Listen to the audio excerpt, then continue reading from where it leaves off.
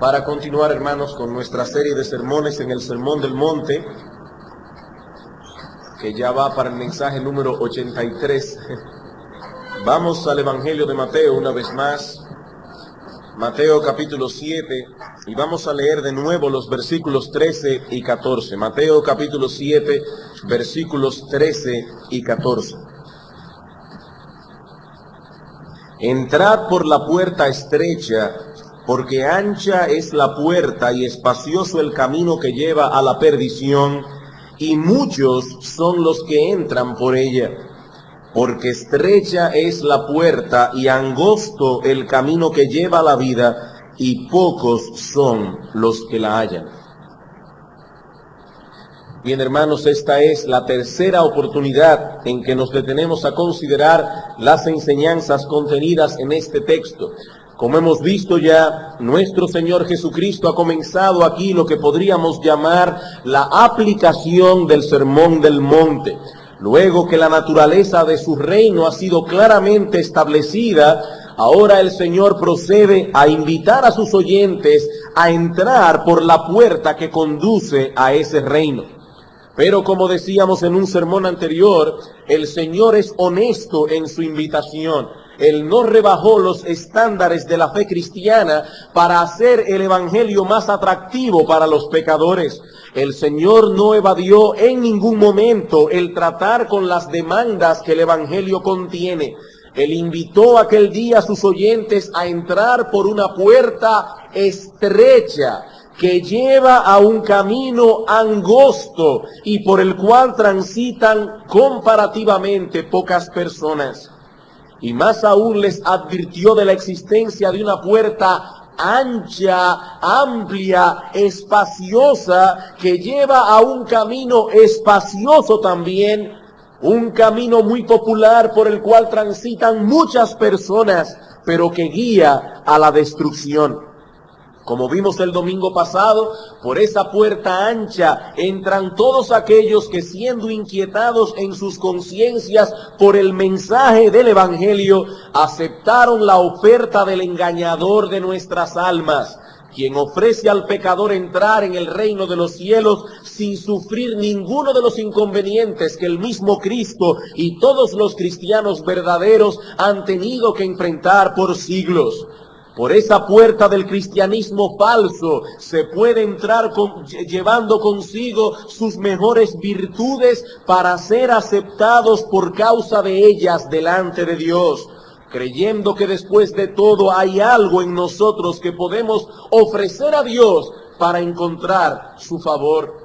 Por esa puerta ancha podemos pasar con todos nuestros pecados.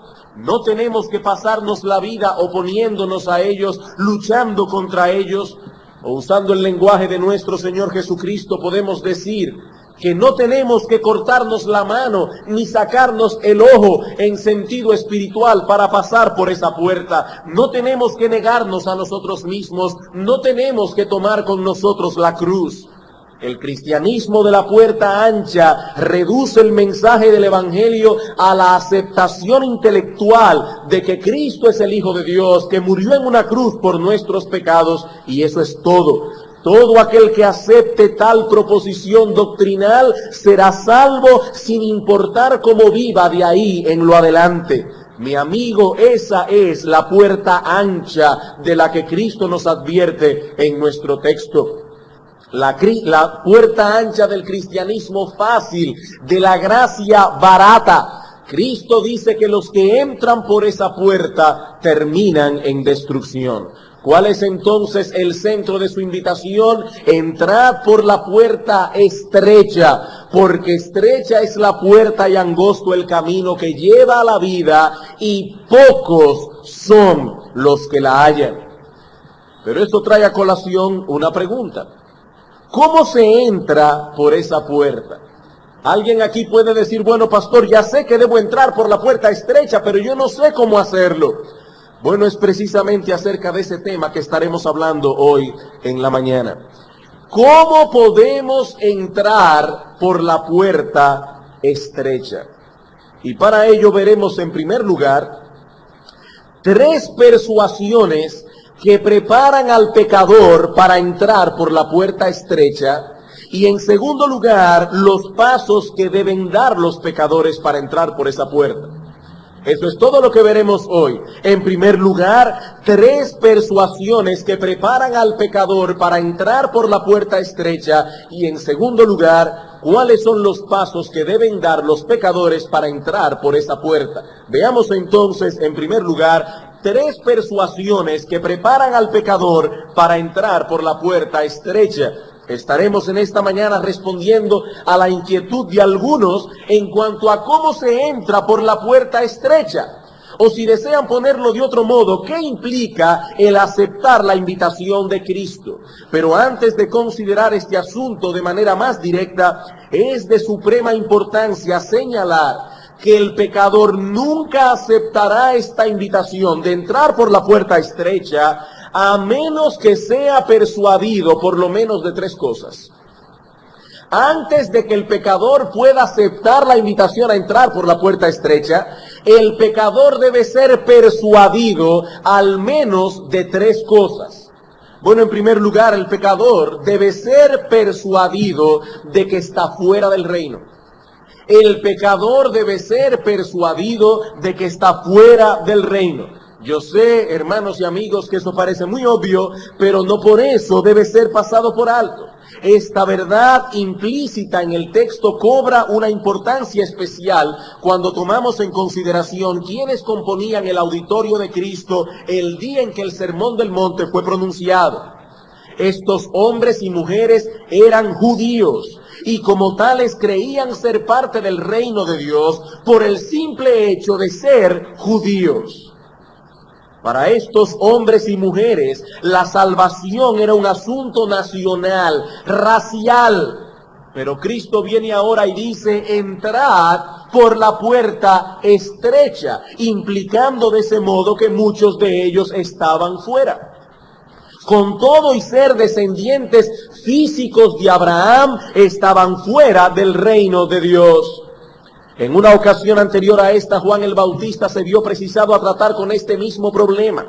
Luego de invitarlos al arrepentimiento, Juan el Bautista se adelanta al razonamiento de ellos y dice, no penséis decir dentro de vosotros mismos, a Abraham tenemos por padre, porque os digo que Dios puede levantar hijos a Abraham aún de estas piedras.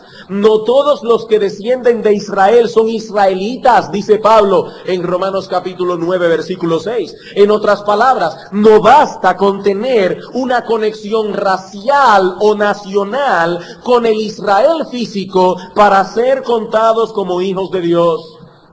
Y esa es precisamente una de las lecciones que Cristo se esforzó por mostrar a su auditorio aquel día. Una de las cosas que salta a la vista cuando leemos el Sermón del Monte es que el Señor está tratando por todos los medios de destruir la esperanza falsa de muchos de sus oyentes. Si vuestra justicia no fuere mayor que la de los escribas y fariseos, no entraréis en el reino de los cielos. Todo árbol que no da buen fruto es cortado y echado en el fuego. No todo el que me dice Señor, Señor, entrará en el reino de los cielos. Cristo está tratando de echar por tierra la esperanza falsa de muchos de sus oyentes. ¿Por qué? Porque nadie entrará por la puerta estrecha si no viene primero al convencimiento de que está fuera del reino, fuera de ese pueblo para el cual son las promesas del pacto. Y tristemente muchos pecadores que han escuchado el Evangelio y que lo han escuchado en muchas ocasiones descenderán al infierno por el engaño de sus corazones, creyendo que estaban dentro del reino cuando en verdad necesitaban entrar. Mi amigo el pecador nunca aceptará esta invitación de Cristo hasta tanto no sea persuadido de que estamos fuera. Entrad por la puerta estrecha porque no estáis dentro. En segundo lugar, para que el pecador acepte esta invitación, no solo debe ser convencido de que está fuera, debe ser persuadido del hecho de que necesita entrar. no solo debe ser persuadido de que está fuera, él debe ser persuadido de que necesita entrar. El asunto no es convencerlo únicamente de que está fuera, sino de que necesita desesperadamente entrar por esa puerta. Hermanos, ¿por qué voy a entrar por una puerta que es estrecha si puedo hacerlo por una que es ancha? ¿Por qué me voy a esforzar por transitar por un camino que es difícil y angosto si yo puedo transitar por uno amplio y cómodo? A menos que no veamos claramente que ese camino cómodo termina en destrucción, no lo abandonaremos.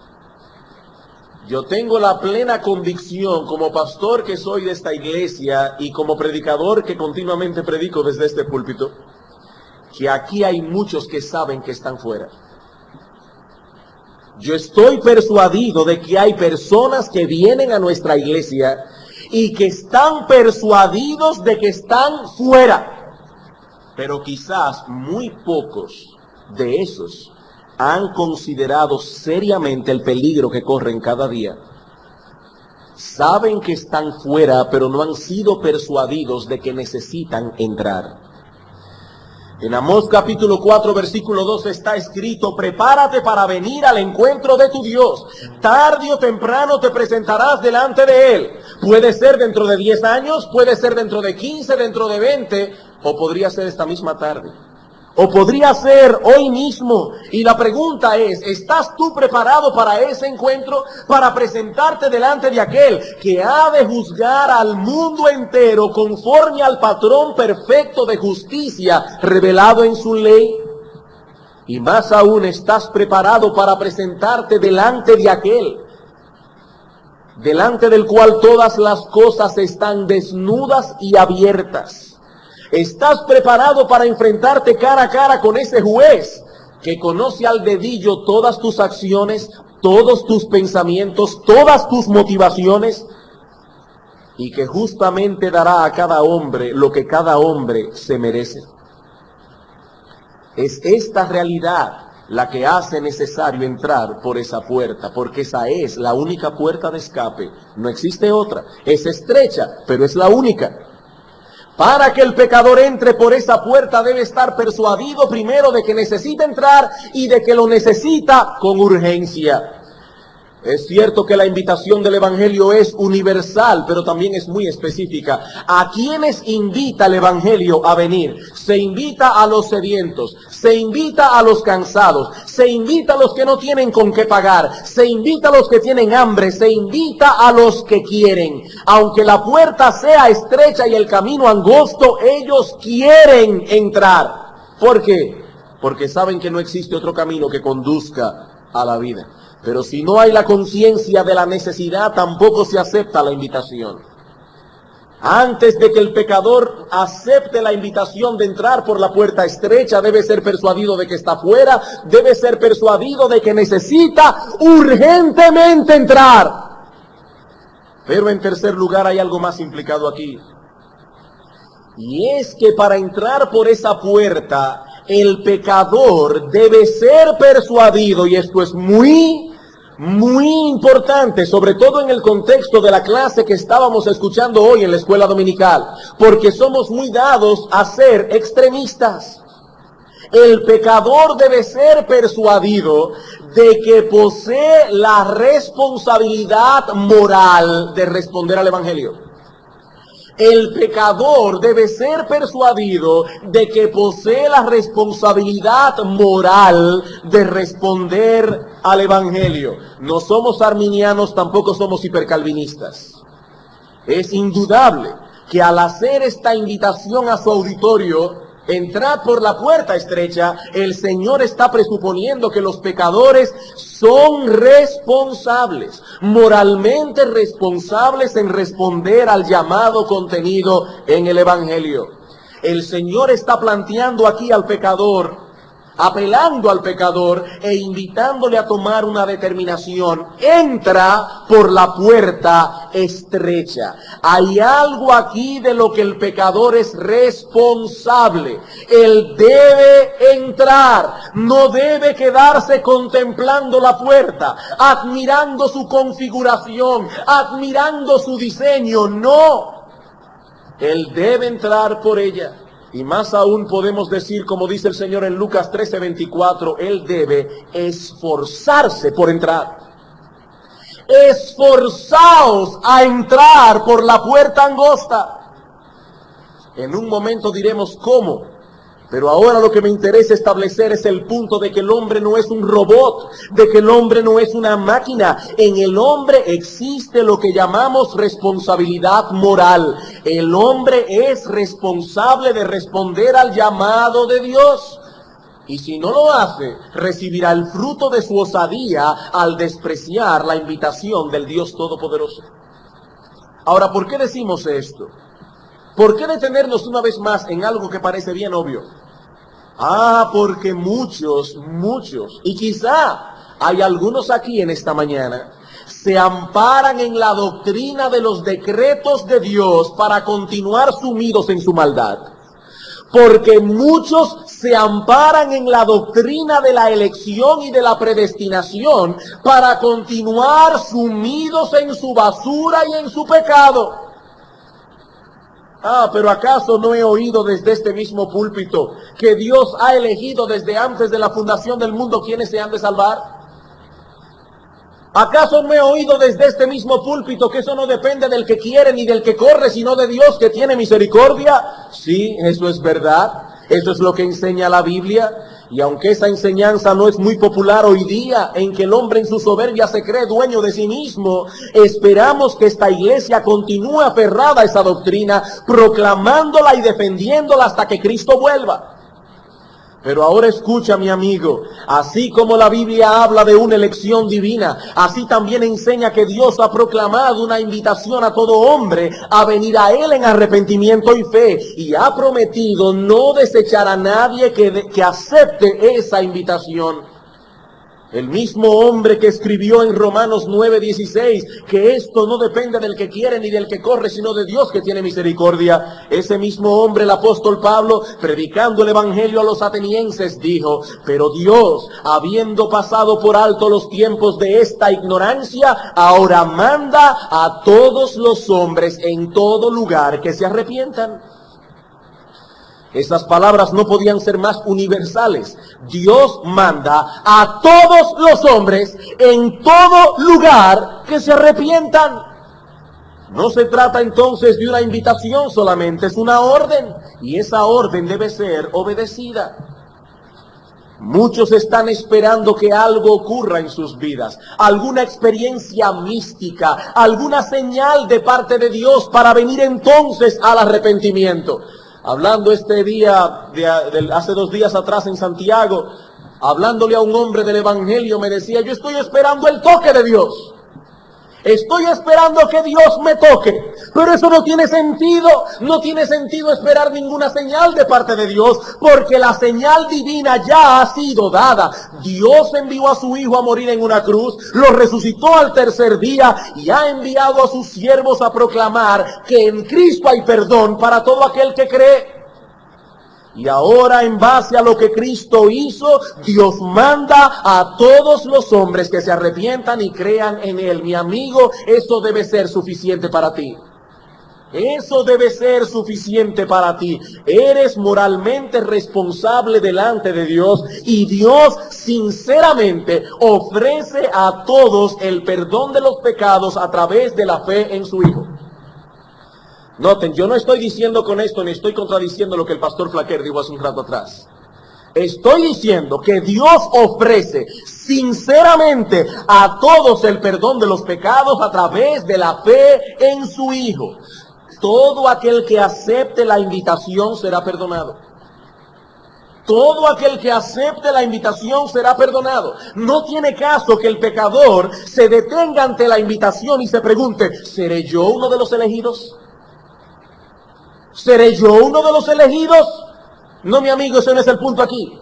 El punto es que vas camino a una condenación segura y que Dios te ha extendido una invitación. Entra por la puerta estrecha. Si aceptas la invitación, no serás desechado y escaparás de la destrucción que te espera. Pero si aún así rehusas entrar, tú serás responsable delante de Dios por haber rehusado. Tú serás responsable delante de Dios. Hermanos, ese es el mensaje que el Evangelio proclama, que hay perdón en Cristo para todo aquel que cree.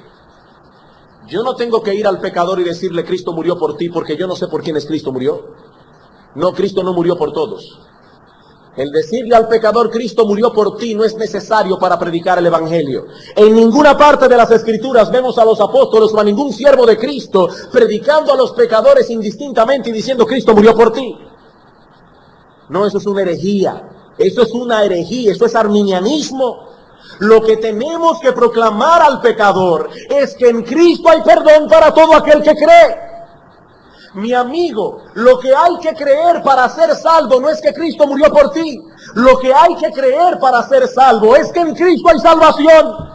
Eso es lo que hay que creer y esa es la verdad que como cristianos debemos proclamar al mundo. Y Dios usará ese mensaje para atraer a sus elegidos.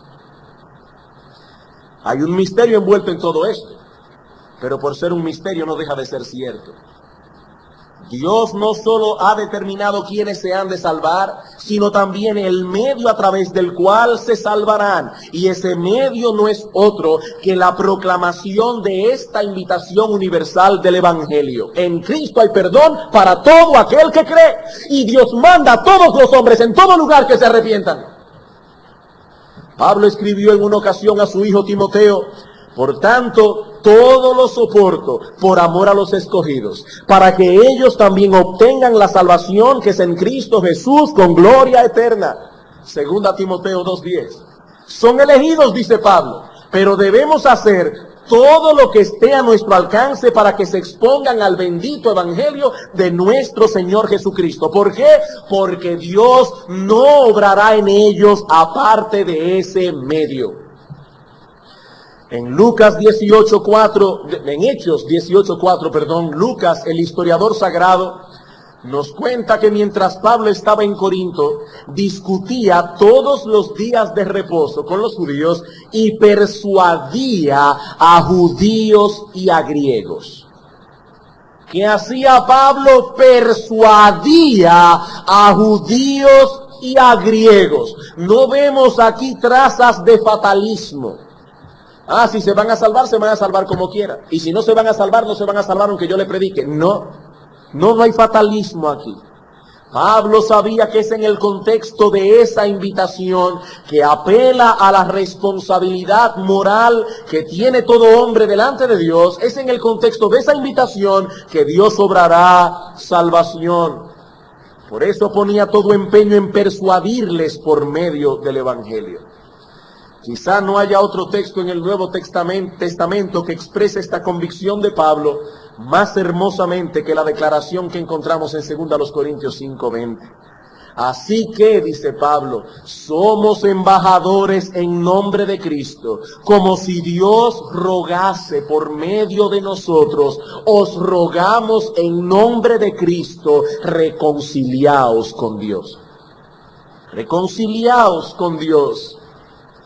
Cuando invitamos al pecador a entrar por la puerta estrecha y ponemos todo nuestro empeño en persuadirles a aceptar la invitación, es como si Cristo mismo rogase por medio de nosotros.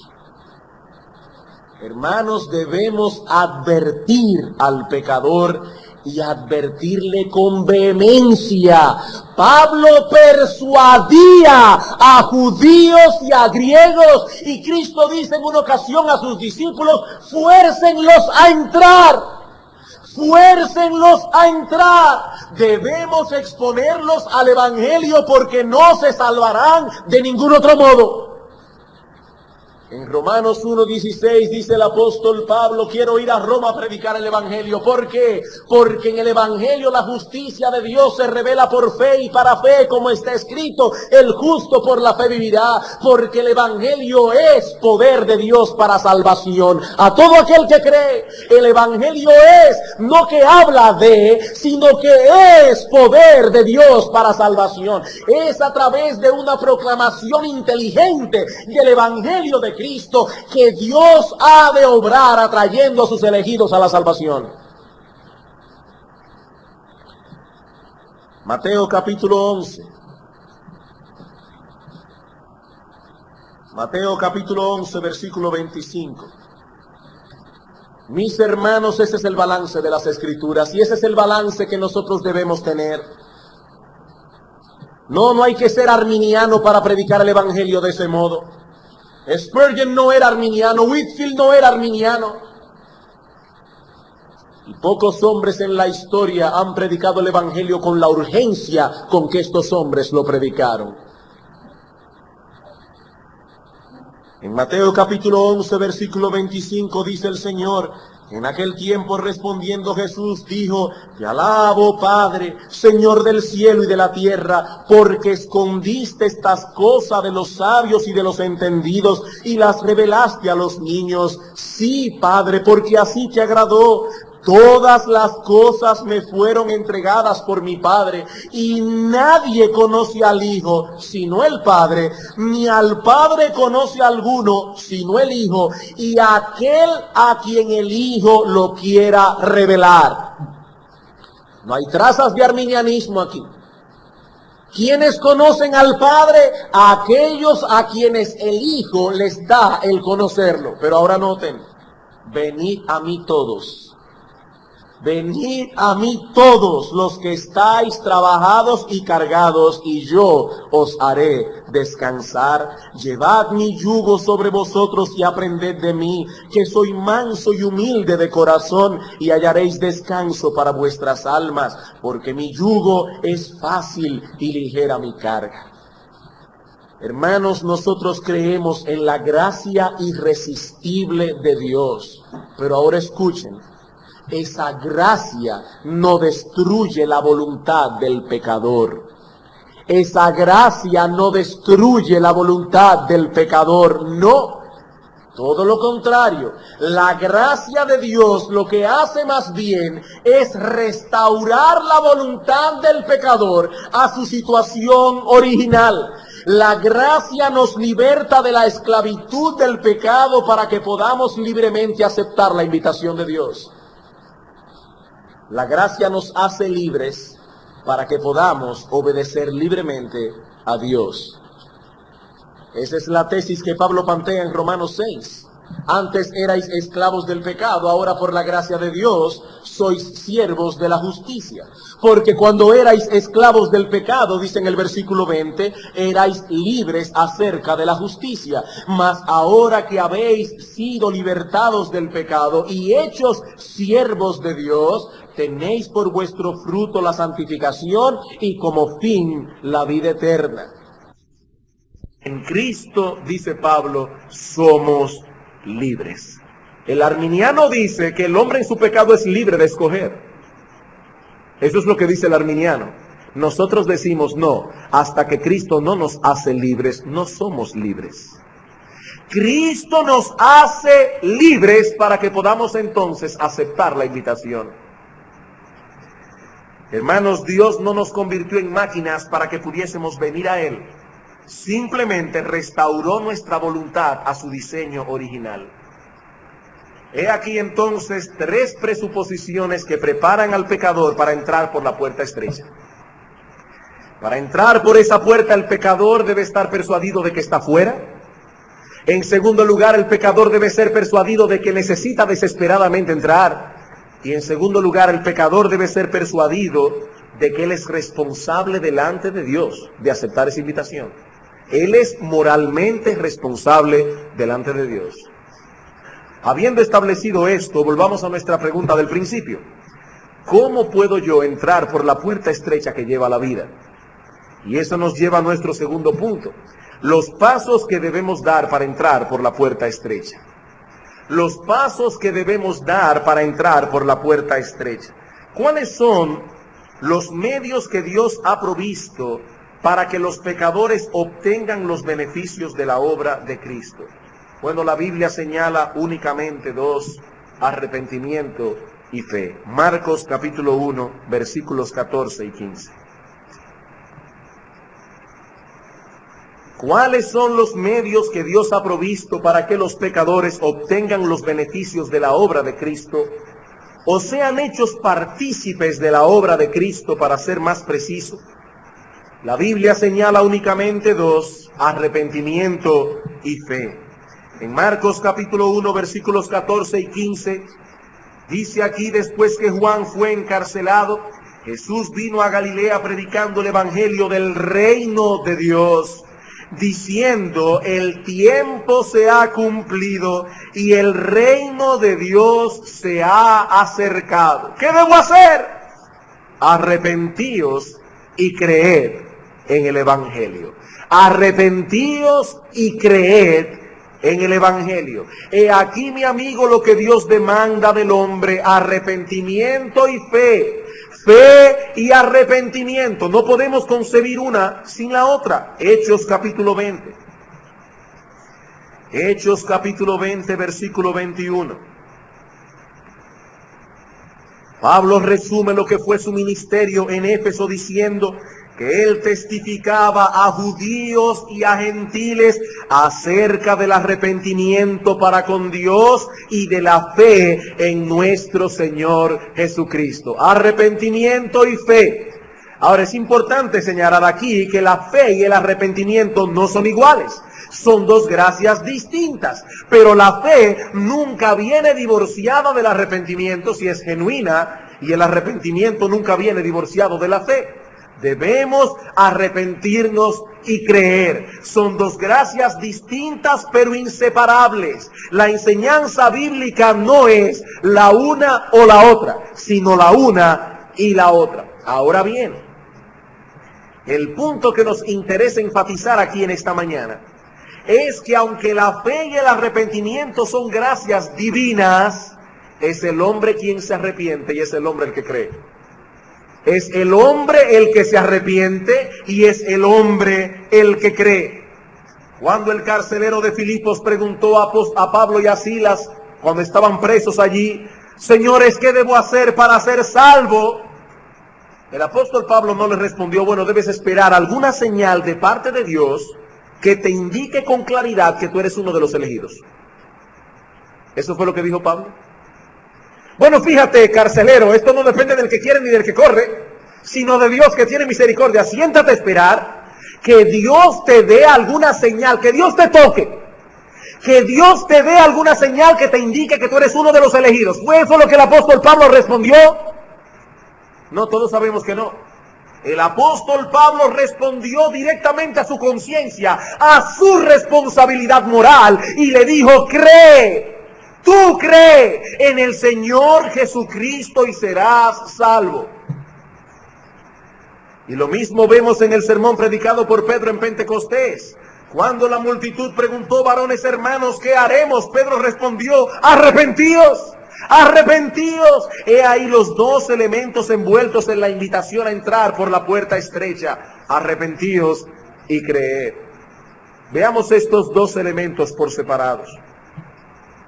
La palabra griega que se traduce en el Nuevo Testamento como arrepentimiento es metanoia, cuyo significado básico es cambio de mente. Un cambio de mente que produce nuevos propósitos y que por consiguiente se manifiesta en un cambio de conducta. La palabra latina, de donde se deriva nuestra palabra en español arrepentimiento, significa pensar otra vez. Pensar otra vez, repensare, arrepentirse, pensar otra vez. Ambas palabras apuntan y señalan hacia nuestro proceso mental.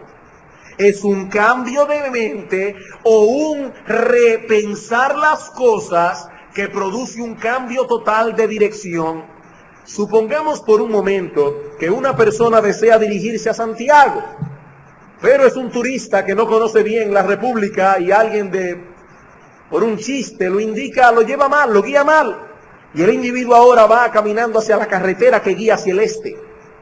Pero en el camino se encuentra con alguien que le hace ver su error, que va por un camino equivocado. ¿Qué esperaríamos que haga esta persona ahora que tiene una información correcta? Ahora que su mente ha captado una información correcta. Bueno, si en verdad este hombre desea ir a Santiago, si en verdad lo desea, esperaríamos que dé media vuelta y se disponga a tomar el camino que lo lleve al lugar donde él desea ir. Lo primero que el pecador necesita es la convicción de que va caminando por un camino equivocado, que lo ha de llevar a una condenación eterna. Y luego que el pecador ha adquirido y aceptado esa información como buena y válida, ahora entran en juego su voluntad y sus emociones. Él decide caminar por otro camino a la vez que aborrece el camino anterior y se entristece de haber estado en el error por tanto tiempo. Es por eso que el arrepentimiento está estrechamente ligado a una seria determinación de divorciarse de la vida de pecado. Alguien ha dicho que el arrepentimiento es un divorcio del alma del pecado. ¿Qué es el arrepentimiento? Es un acta de divorcio que el alma le pone al pecado. El alma toma la resolución de divorciarse del pecado.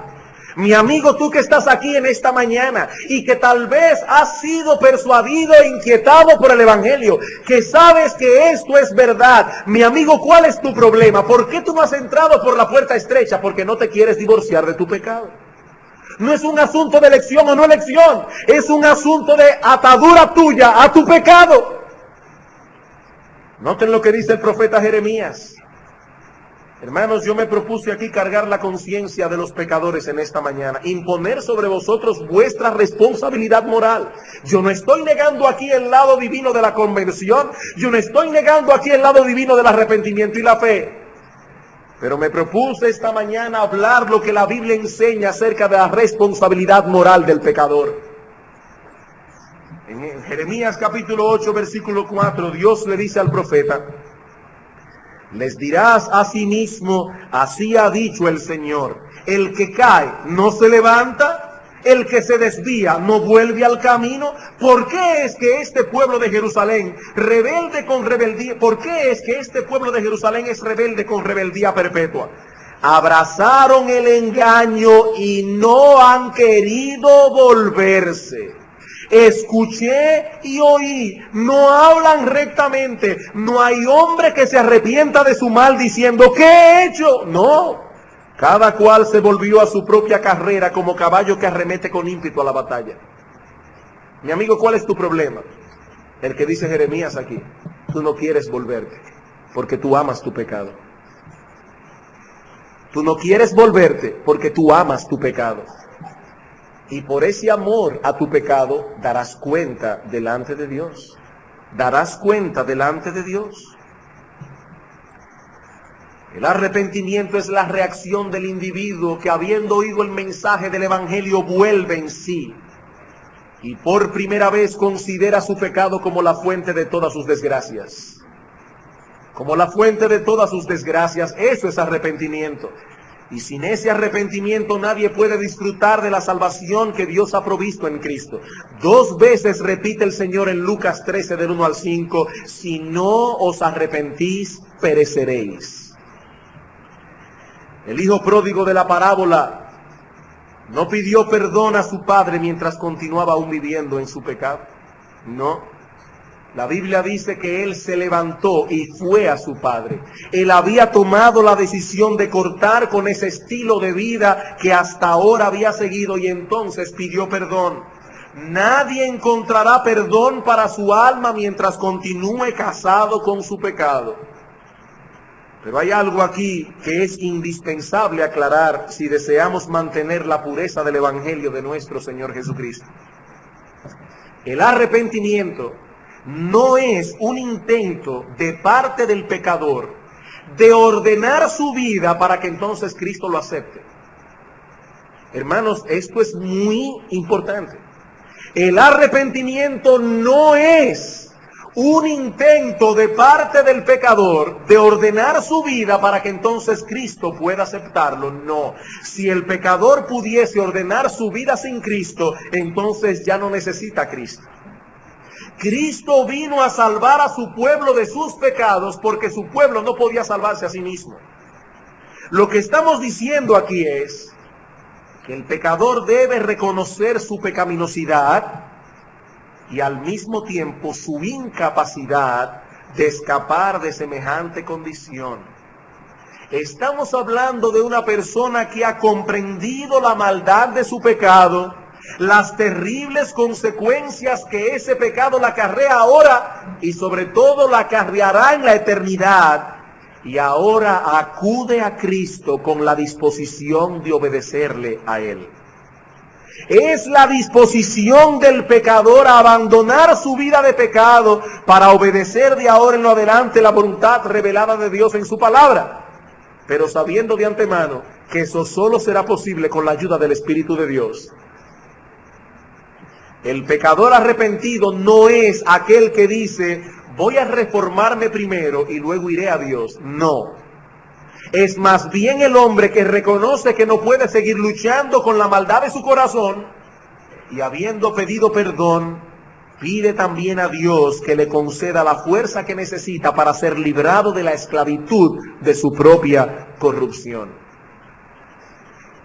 Pero no podemos quedarnos en el arrepentimiento. Hemos dicho que entrar por la puerta estrecha implica dejar el mundo atrás, pero implica también abrazar a Cristo y descansar en Él tal cual Él es ofrecido en el Evangelio. No solamente es dejar algo, es abrazar algo. Es dejar el pecado, pero es abrazar a Cristo tal cual Él es ofrecido en el Evangelio. En Juan capítulo 1, versículo 12, dice: mas a todos los que le recibieron, a los que creen en su nombre, les dio potestad de ser hechos hijos de Dios. Ahora, ¿qué es esta fe?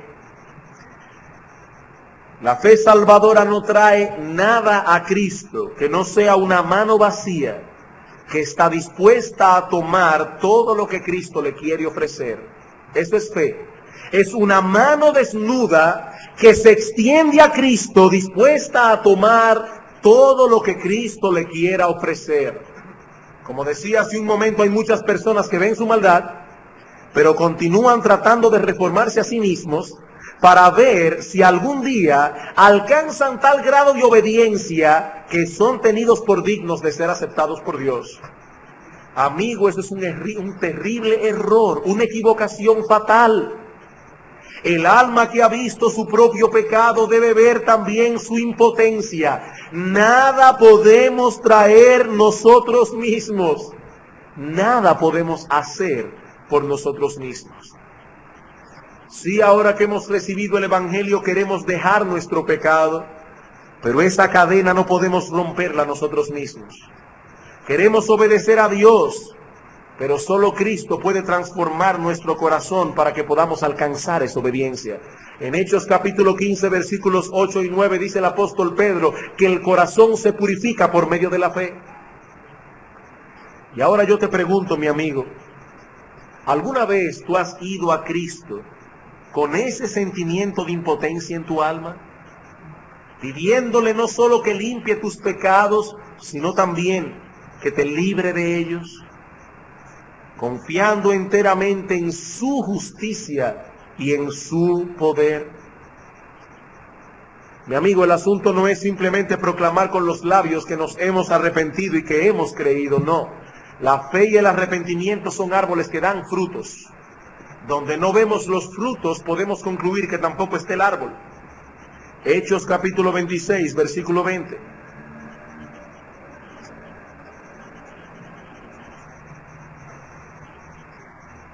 Versículo 19, por lo cual, oh rey Agripa, yo no fui rebelde a la visión celestial, sino que anuncié primeramente a los que están en Damasco y Jerusalén y por toda la tierra de Judea y a los gentiles que se arrepintiesen y se convirtiesen a Dios, haciendo obras dignas de arrepentimiento. Sí, mi amigo, el Evangelio proclama una salvación que se obtiene por medio de la fe sola, pero no por medio de una fe que viene sola.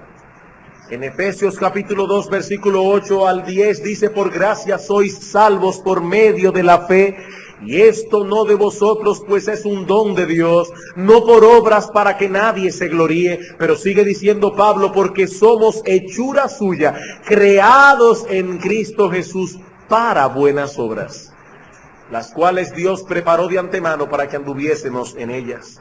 Pablo nos dice en Gálatas capítulo 5 versículo 6 que la fe obra por el amor. La fe obra por el amor. Donde quiera que hay verdadera fe, encontraremos también un amor genuino a Cristo. Y donde haya amor a Cristo, encontraremos también obediencia a sus mandamientos. El que tiene mis mandamientos y los guarda, ese es el que me ama. El que me ama, mi palabra guardará. El que no me ama, no guarda mis palabras. No somos salvos por amar a Cristo. No somos salvos por obedecerle. Somos salvos únicamente por confiar en Él. Pero ¿cómo puedes decir que confías en Él si no le amas ni le obedeces?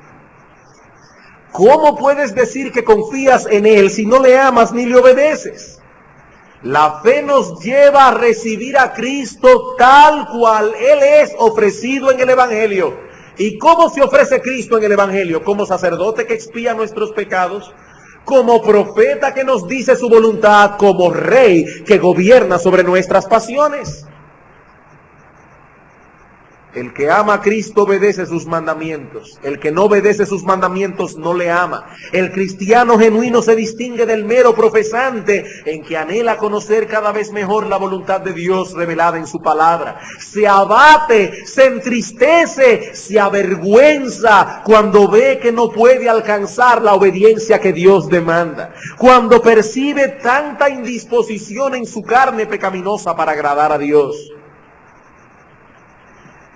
Mi amigo, Dios nos dice en su palabra que si alguno dice que conoce a Cristo, pero no guarda sus mandamientos, el tal es un mentiroso. Y ahora yo te pregunto, ¿qué puedes decir acerca de ti mismo? ¿Has tomado en serio alguna vez el problema que tienes con Dios por causa de tu pecado? Oh sí, pastor, yo reconozco mi condición delante de Dios. Yo sé que estoy completamente perdido. Bien, eso está muy bien, pero ¿qué has hecho al respecto? ¿Estás esperando el toque? ¿Estás esperando alguna manifestación mística? ¿Estás esperando alguna señal de parte de Dios de que eres uno de los elegidos? ¿Qué estás haciendo con eso que has entendido, mi amigo? Dios no nos ha dejado sin esperanza. Él ha provisto el remedio, nuestro Señor Jesucristo, y nos ha revelado también la manera en que podemos apropiarnos de Él. No te quedes allí lamentando tu mal y ven a Él clamando por misericordia, porque nunca ha habido nadie, ni un solo pecador, que haya ido a Él y haya sido desechado. Si no vienes, mi amigo, es porque no quieres venir. No te quedes allí esperando un toque. No te quedes allí esperando una señal. Ya Cristo dio la señal, murió en la cruz, se levantó de la tumba al tercer día y nos ha enviado a proclamar que en Él hay perdón para todo aquel que cree.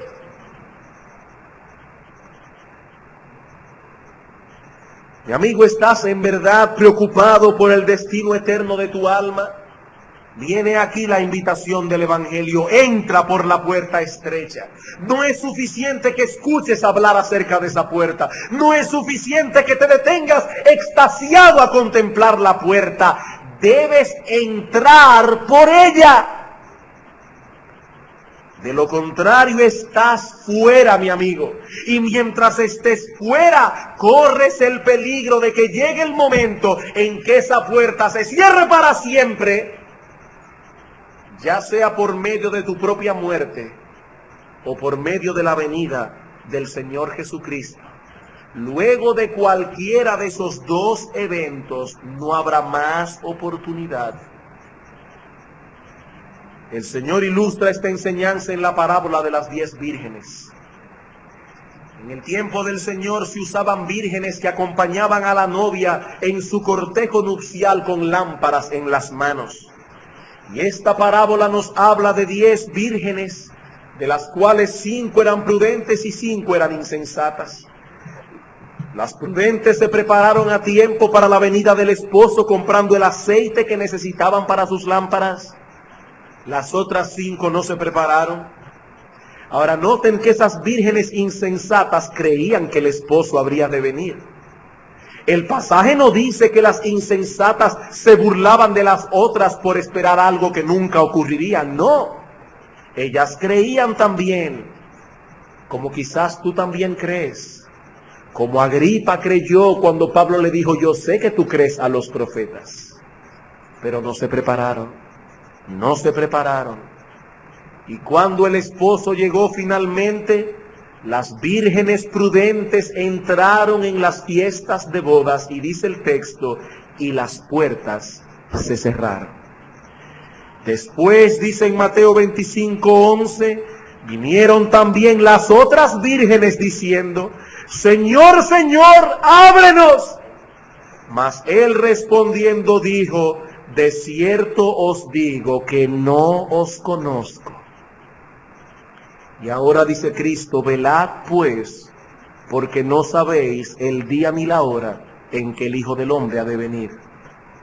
Velad pues, porque no sabéis cuál es el día de tu encuentro con Dios. Mi amigo, no te quedes contemplando la puerta. Tienes que entrar por ella antes de que sea demasiado tarde. El asunto no es quedándote allí esperando alguna señal de parte de Dios. No, lo que se pide de ti es que creas y te arrepientas. Que creas y te arrepientas. Ah, pero pastor, ¿cómo puedo yo creer de ese modo y arrepentirme si en mi condición de pecado no poseo la habilidad de hacer esas cosas por mí mismo? Amigo, ve a Cristo y exponle tu caso. Clama a Él pidiendo misericordia. Confiesa tu pecado de incredulidad. Confiesa la dureza de tu corazón. Confiesa tu impenitencia y pídele a Él que te dé un nuevo corazón, que te conceda el don del arrepentimiento, que te conceda el don de la fe. Pídele a Él que escriba su ley en las tablas de tu corazón. Que tan grande es la misericordia de Cristo que aún hay lugar para muchos otros pecadores. Y Él ha prometido, repito, que no desechará al corazón contrito y humillado. Que a nadie que acuda a Él será echado fuera. Mi amigo, si el Espíritu de Dios te ha estado convenciendo de pecado en estos días, hay una sola ciudad de refugio donde puedes acudir: nuestro Señor Jesucristo, el cual ha prometido salvar a todo al que acuda a Él clamando por misericordia. Mi amigo, ahí está la invitación: entrad por la puerta estrecha.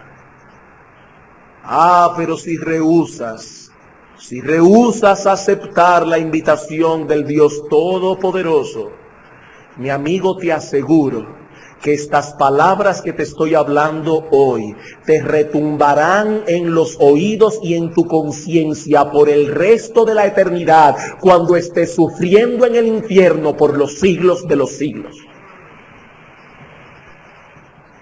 Fuérzalos a entrar, dice Cristo. Y eso es lo que yo quisiera hacer en esta mañana: forzarte a entrar por la puerta estrecha, porque de lo contrario, te repito, estas palabras te resonarán en los oídos por los siglos de los siglos, cuando estés ardiendo en las llamas del infierno. No, mi amigo, no esperes ninguna señal. La señal está dada y la invitación está allí. Entra por la puerta estrecha. Que el brazo de Cristo no se ha cortado para salvar, y Él ha sido exaltado, dice Pedro, por príncipe y salvador a la diestra del Padre, para dar a su pueblo arrepentimiento y perdón de pecados. Mi amigo, es mi privilegio en esta mañana proclamar abiertamente que en Cristo hay perdón para todo aquel que cree. Para todo aquel que cree. Vamos a orar.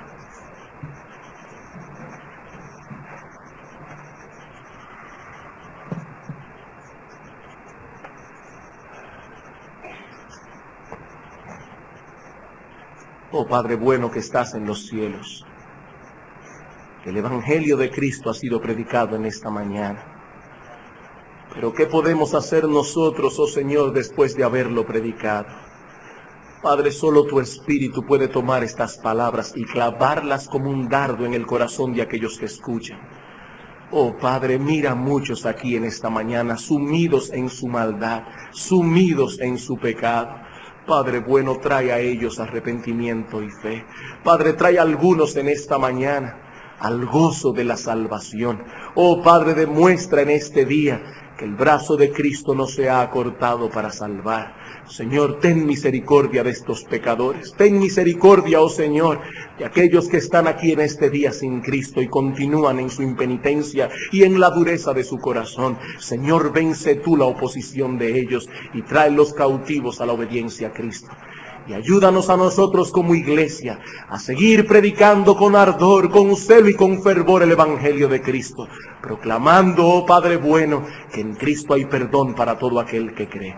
Ayúdanos, oh Señor, te lo imploramos y te lo suplicamos a ti, en Jesús nuestro Señor. Amén.